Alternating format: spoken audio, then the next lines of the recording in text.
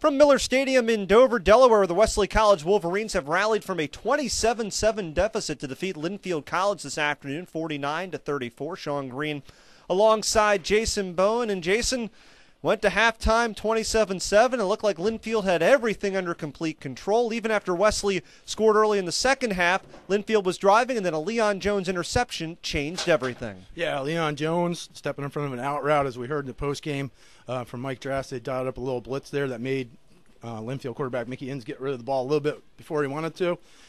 Jones undercut the ball and raced 99 yards for a touchdown, hurdling a Linfield tackler.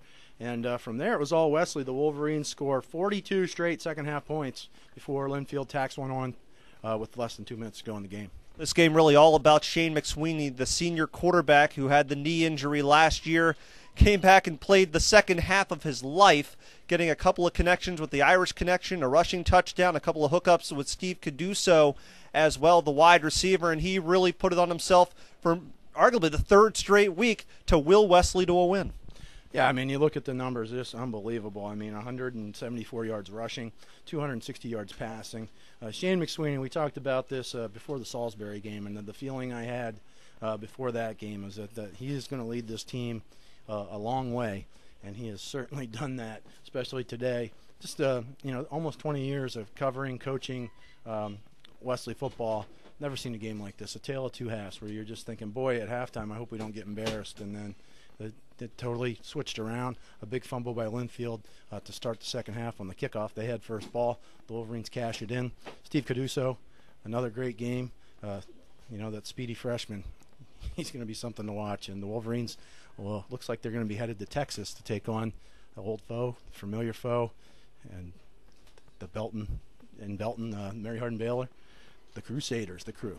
Yeah, it may not be the South bracket anymore. It's more of a national bracket, but somehow we end up with the same equation again, to Wesley and Mary Hardin Baylor.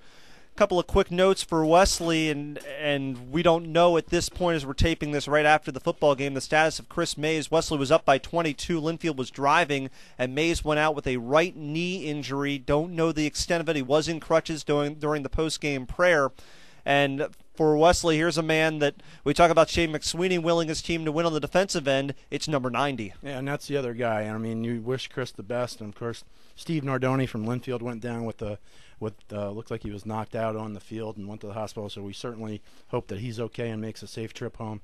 But if Chris Mays, if this is his final game as a Wolverine, he goes down as one of the great players in program history. And the guy went out on the shield. He played fantastic today. And for those Linfield Wildcats, Mickey Inns, don't see this very much against Wesley. 32 of 49, 407 yards. Now, some of that came on that last drive, but in that first half, he looked like an All-American himself. Oh, he had a great game, and I'll tell you what, the Wesley defense in the third quarter held him to about 42 yards and one first down. That was the key. They got enough stops, and the Wesley offense, just a total turnaround from the first half, and they got it done. Unbelievable game. Yeah, again, a dramatic comeback again at the half. Linfield led 27-7. Wesley comes back for a 49-34 win, setting up a likely matchup as we're taping this with Mary Hardin Baylor down in Belton, Texas next Saturday. You can hear that right here on 1150 AM WDEL. A pregame coverage will begin at 12:30 Eastern. So for Jason Bowen, my name is Sean Greene. Again, our final score, Wesley College defeating Linfield this afternoon, 49-34 for 1150 AM WDEL. And we hope to see this on D3Football.com.